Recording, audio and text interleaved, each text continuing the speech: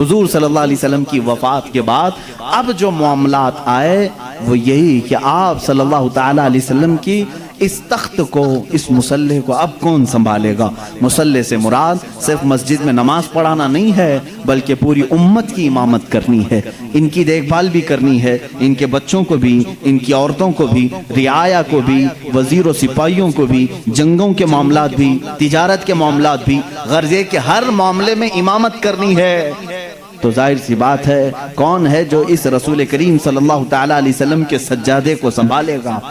اب اسی اسنا میں میٹنگیں ہوئی صحابہ اکرام رضوان اللہ تعالی علیہ مجمعین کی۔ میں بہت ڈیپ میں آپ کو نہیں لے جانا چاہتا، اس لیے کہ مسلمان کو اتنے ڈیپ میں جانے کی ضرورت ہی نہیں، کیونکہ شیطان ورغلاتا ہے۔ کیا کیا ہوا تھا یہ باتیں شیعہ بہت بیان کرتے ہیں۔ بنی ساعدہ مدینے میں ایک کٹا تھا جہاں پر ایک میٹنگ جمع ہوئی، جس میں سب سے پہلے میٹنگ جمانے والے حضرت عمر فاروق تھے رضی اللہ تعالیٰ عنہ۔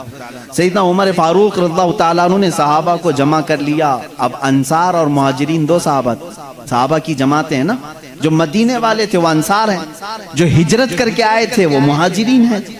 تو مہاجرین صحابہ اس میں سے سب جمع ہوئے، اکثر جو ہجرت کر کے آئے تھے، اور ادھر انصار صحابہ کی الگ میٹنگ ہو رہی تھی۔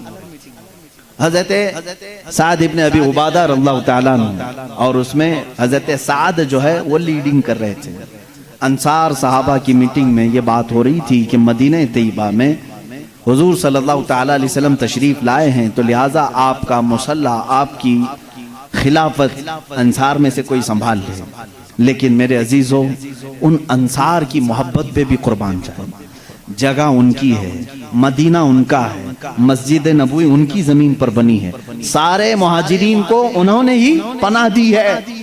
اب ظاہر سی بات ہے ان کا حق تھا، وہ بول سکتے تھے کہ آگے خلافت انصار میں سے ہوئی ہونی چاہیے۔ حضرت عمر فاروق رضی اللہ تعالیٰ عنہ جانتے تھے قریش کا دماغ کیا ہے۔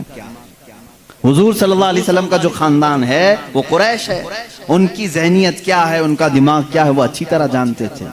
سب انصار صحابہ کو انہوں نے جمع کیا اور کہا آپ کی فضیلت کے ہم قائل ہیں، لیکن ایک بات یاد رکھ لیں، اگر خلافت رسول اللہ صلی اللہ علیہ وسلم کے خاندان کو چھوڑ کر دوسرے خاندان میں چلی جائے تو پھر معاملات درہم برہم ہو سکتے ہیں، اور حضور صلی اللہ علیہ وسلم کے جو اہل بیت ہیں، جو خاندان والے ہیں، کہیں ان کی ناراضگی کا بھی سبب نہ بنے۔ انصار نے جیسی ہی یہ سنا ساری خلافت سے وہ دستبردار ہو گئے، کہا ہم اس کے ہاتھ پر بیعت کریں گے جو رسول اللہ